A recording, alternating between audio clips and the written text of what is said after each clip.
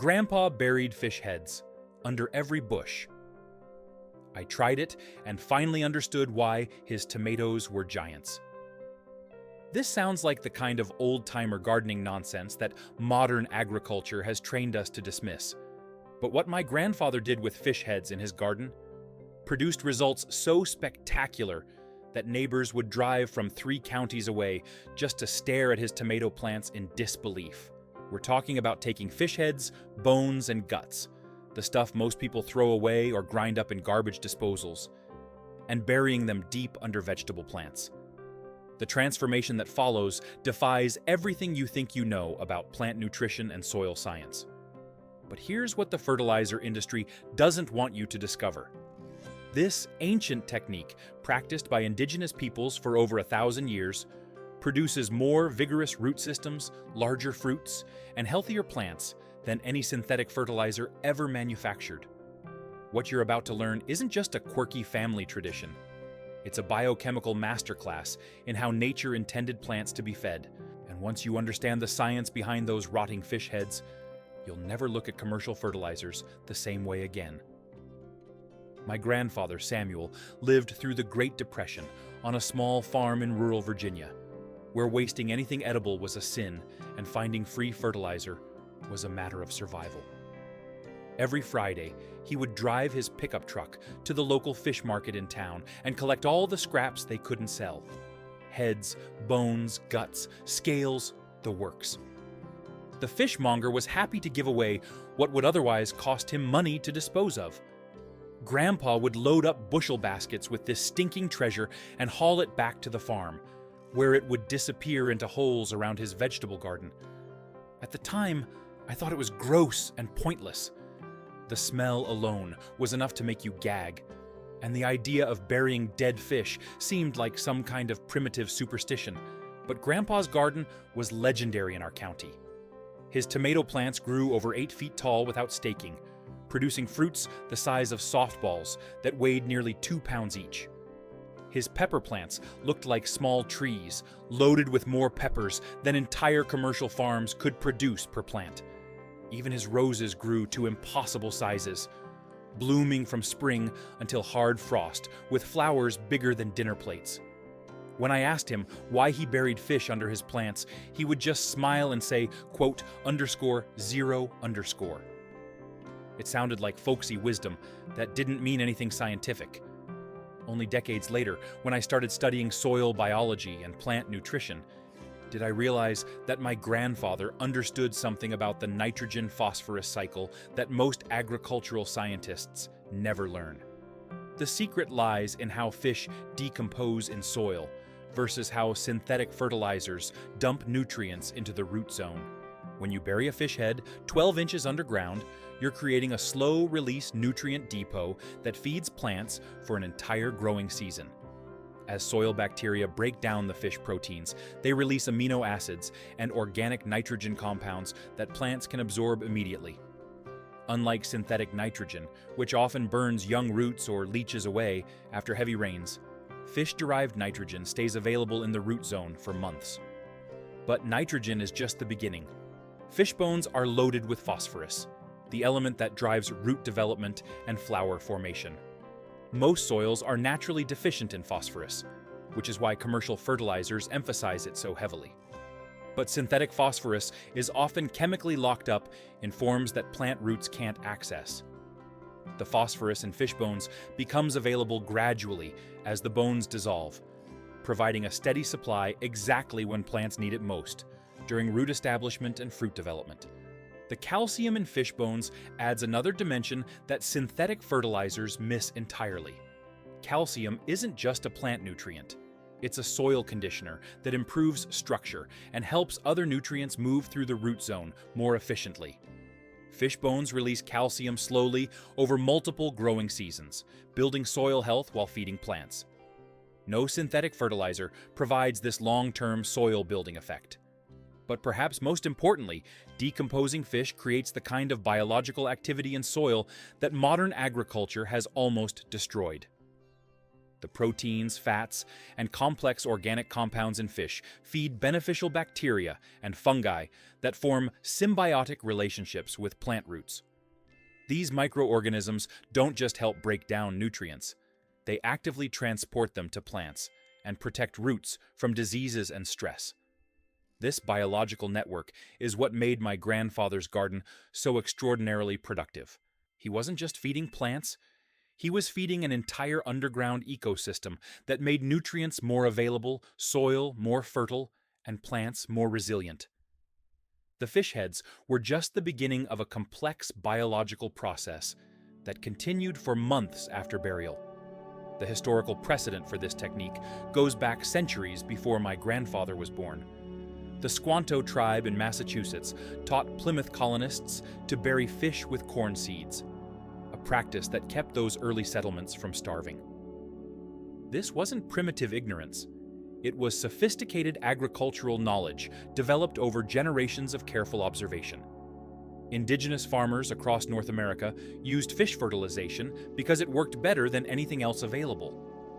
Archaeological evidence shows that Native American agricultural sites near water sources consistently have higher soil fertility than inland areas, directly correlated with fishbone deposits. These weren't accidental accumulations, they were deliberate soil improvement programs that sustained intensive agriculture for centuries without depleting the land. European colonists initially dismissed fish fertilization as savage nonsense, preferring to import expensive manures and mineral fertilizers from the old country. But those who adopted indigenous techniques consistently outproduced their more __quote_one__neighbors. The fish-fertilized fields stayed productive year after year, while imported fertilizers required constant replenishment at great expense. The practice continued among practical farmers well into the 20th century, until the chemical revolution convinced everyone that synthetic fertilizers were more scientific and reliable. Marketing campaigns portrayed traditional methods as backward and unreliable, despite the fact that they had sustained agriculture for thousands of years before chemistry was even a science. Have you ever tried using fish scraps in your garden? The modern fertilizer industry has gone to great lengths to discredit organic methods like fish burial, claiming they're unsanitary, inconsistent, and primitive compared to precision-formulated synthetic nutrients. But the science tells a different story. Research comparing fish-fertilized plants with synthetically fed ones consistently shows superior performance in fish-treated plots. Not just bigger plants, but better disease resistance, improved flavor, and longer harvest periods. The nutritional analysis of fish waste reveals why these results are so consistent. A typical fish head contains approximately 4% nitrogen, 3% phosphorus, and 2% potassium, along with every trace element plants need for optimal growth. But these nutrients are bound up in organic compounds that release slowly as soil microbes break them down, providing steady nutrition over months, rather than the boom and bust cycle of synthetic fertilizers. The protein content of fish waste is particularly valuable because amino acids from protein breakdown can be absorbed directly by plant roots. This bypasses the usual soil chemistry that converts nitrogen between different forms, some of which are readily lost to leaching or gas emissions. Plants getting amino acids directly from decomposing fish show enhanced growth rates and improved stress tolerance compared to those dependent on converted nitrogen from synthetic sources. Fish oils and fats contribute another layer of benefit that synthetic fertilizers completely lack. As these compounds break down, they feed beneficial soil fungi that form mycorrhizal partnerships with plant roots. These fungal networks extend root systems by thousands of feet, dramatically improving plants' ability to find water and nutrients throughout the growing season. The practical implementation of fish burial requires attention to depth and timing, but the technique itself couldn't be simpler. The key is burying fish waste deep enough to prevent scavenging by animals while ensuring decomposition occurs in the active root zone. 12 inches deep is the minimum for most situations, though areas with aggressive diggers like raccoons or dogs may require deeper burial or protective barriers. Timing the burial depends on your planting schedule and local climate. In cold regions, fish can be buried in late fall or early spring, giving decomposition time to begin before plants need nutrients. In warmer areas, burial 2 weeks before planting ensures the fish start breaking down without creating anaerobic conditions that could harm young roots. The type of fish matters less than freshness and size. Whole fish work better than fillets because bones provide long-term phosphorus and calcium release. Fish heads and frames from cleaning fresh catches are ideal, but even frozen fish scraps from grocery stores work well. Avoid fish that have been treated with preservatives or chemicals, as these can inhibit the bacterial activity essential for proper decomposition. If you're finding this information helpful, please hit that subscribe button and give this video a like. It really helps the channel grow. The burial process itself is straightforward, but requires some planning. Dig holes 12 to 18 inches deep and about the same width, spacing them according to your plant layout. For tomatoes and peppers, 1 fish head per plant provides adequate nutrition for the entire season. For smaller plants like herbs or lettuce, a single fish can fertilize multiple plants if pieces are distributed appropriately. Place the fish in the bottom of the hole and cover with 6 inches of soil before planting. This soil barrier prevents direct contact between plant roots and decomposing fish, while allowing nutrients to migrate upward as they're released. If planting immediately after fish burial, add a handful of finished compost or aged manure to buffer any temporary pH changes as decomposition begins. The transformation begins within days of burial, though visible effects on plants may take several weeks to appear. Soil bacteria and fungi immediately begin colonizing the fish tissue, starting the decomposition process that will continue for months. The first nutrients released are simple compounds like amino acids and sugars that provide immediate energy for soil microorganisms. As decomposition progresses, more complex proteins break down into nitrogen compounds that plants can absorb. This process is self-regulating. Nutrients are released only as fast as microorganisms can process them, preventing the nutrient burns common with synthetic fertilizers. Plants receive a steady supply of nutrition that matches their growth patterns rather than arbitrary application schedules. The root development in fish-fertilized plants is particularly dramatic. Root systems often double in size compared to synthetically fed plants, creating networks capable of accessing water and nutrients from much larger soil volumes.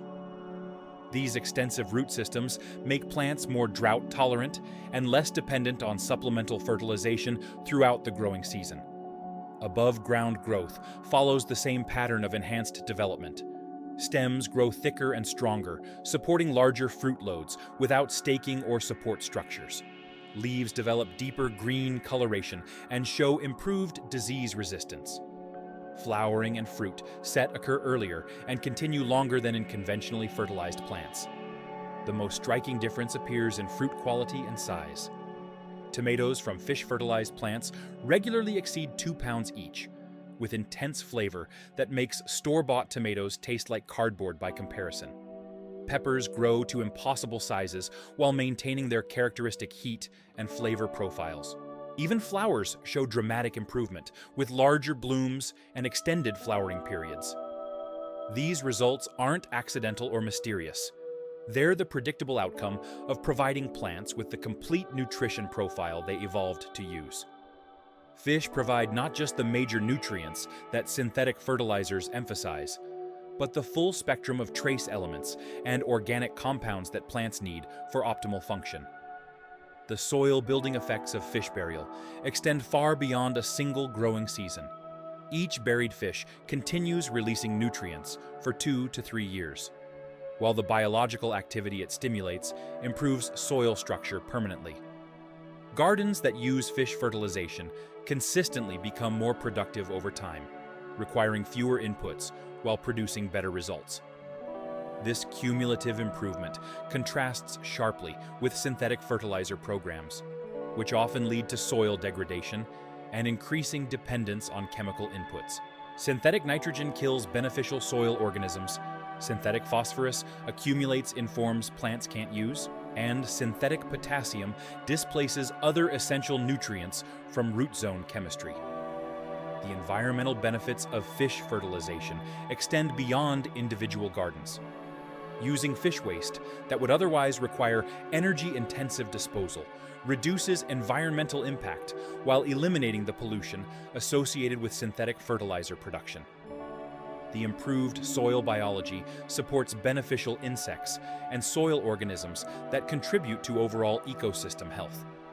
Potential drawbacks of fish burial are manageable with proper technique. Odor during decomposition can be minimized by deep burial and adequate soil cover. Animal attraction can be prevented with hardware cloth barriers or deeper burial in problem areas. Proper spacing ensures adequate nutrition without over-fertilization that could delay flowering or reduce fruit quality. The seasonal timing of fish burial can be optimized for specific crops and growing conditions. Early spring burial works well for warm season crops like tomatoes and peppers, giving decomposition time to begin before transplanting. Fall burial suits cool season crops and perennial plants, allowing slow nutrient release throughout winter and early spring growth. Commercial fish emulsion products attempt to capture some benefits of fish fertilization in a convenient liquid form.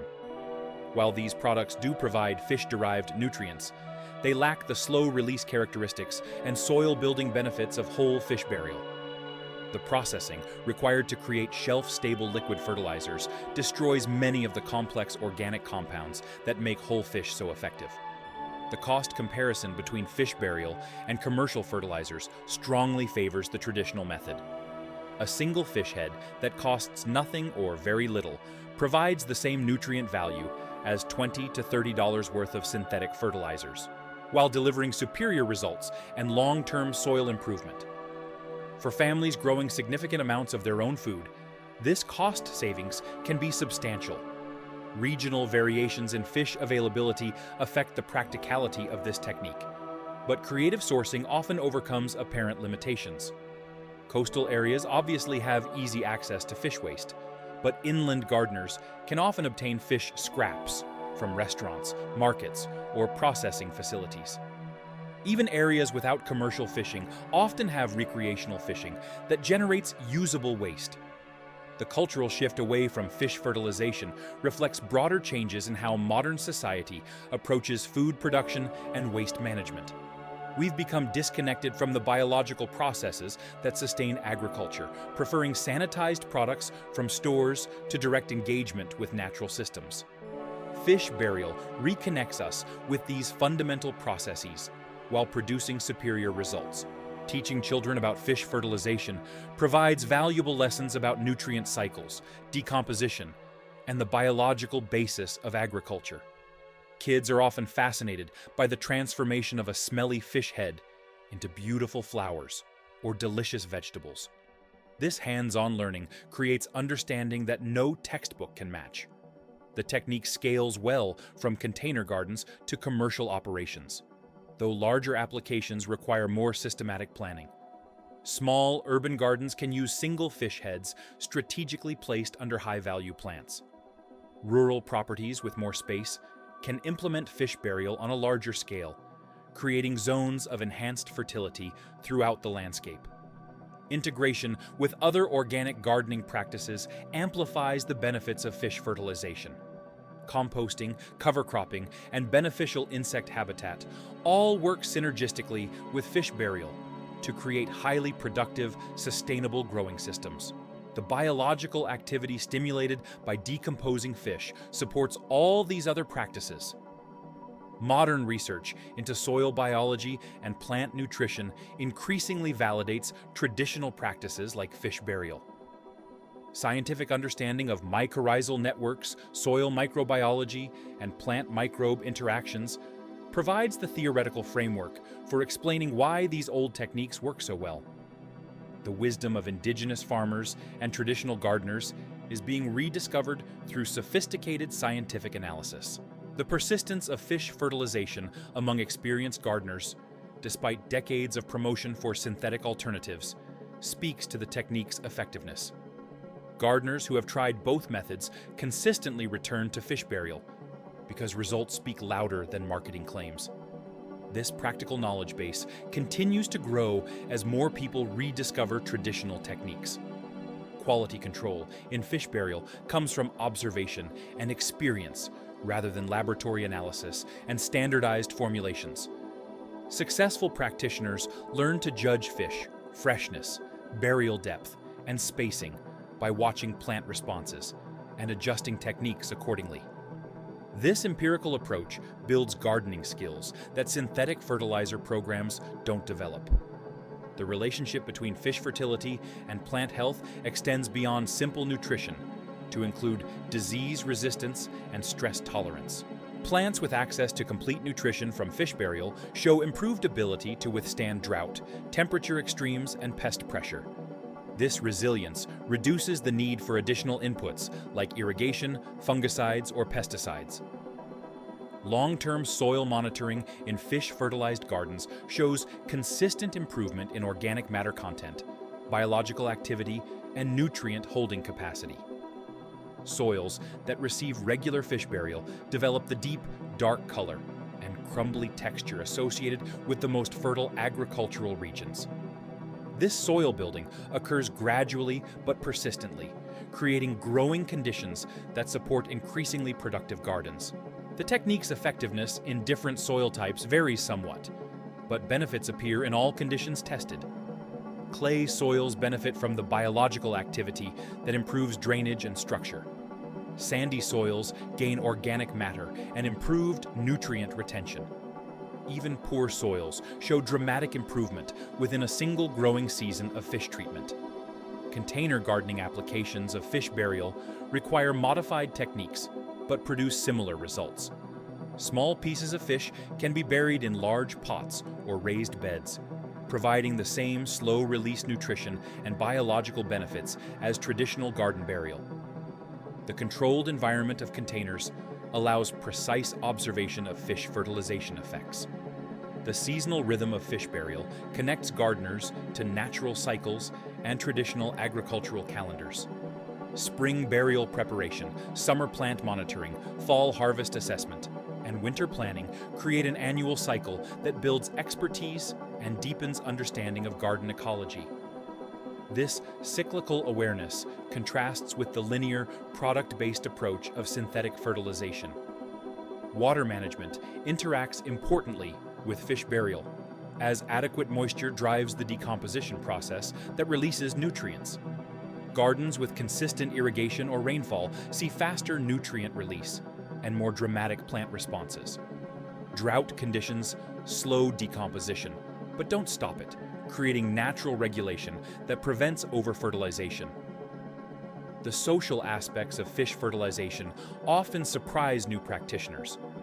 Neighbors become curious about dramatically improved garden performance, leading to conversations about traditional techniques and sustainable gardening.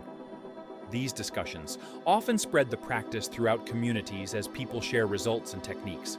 Professional landscapers and commercial growers increasingly recognize the value of fish burial for specialty applications, where premium results justify additional labor. High-end residential gardens, organic farms, and specialty crop producers find that fish fertilization produces the exceptional quality that commands premium prices. The documentation of results through photography and garden journals helps build confidence in the technique, while providing data for refining methods. Before and after photos of fish-fertilized plants provide compelling evidence that often convinces skeptics to try the technique themselves. Economic analysis of fish burial versus synthetic fertilizer consistently favors the traditional method when total costs and benefits are calculated. Initial labor investment pays dividends through multiple growing seasons, while soil improvement effects continue for years beyond the original fish burial. The revival of interest in fish fertilization reflects broader trends towards sustainable agriculture, local food production, and reduced dependence on industrial inputs. As people seek alternatives to expensive, environmentally damaging synthetic fertilizers, traditional techniques like fish burial offer proven solutions that work better while costing less. Future applications of fish burial may include integration with aquaculture systems, urban fish waste management, and restoration of degraded agricultural soils. The technique's effectiveness and environmental benefits make it attractive for addressing multiple challenges in modern food production and waste management. Have you ever noticed how some gardens just seem more alive than others? The difference might be buried beneath the surface, in the form of ancient wisdom that knew how to work with nature instead of against it. If this old-school gardening technique has inspired you to try something new, please subscribe to the channel and hit that like button. Your support helps me continue sharing these forgotten methods that can transform your garden while saving money and building healthier soil. Together, we can rediscover the wisdom that sustained gardeners for thousands of years, before the fertilizer industry convinced us we needed to buy our way to garden success.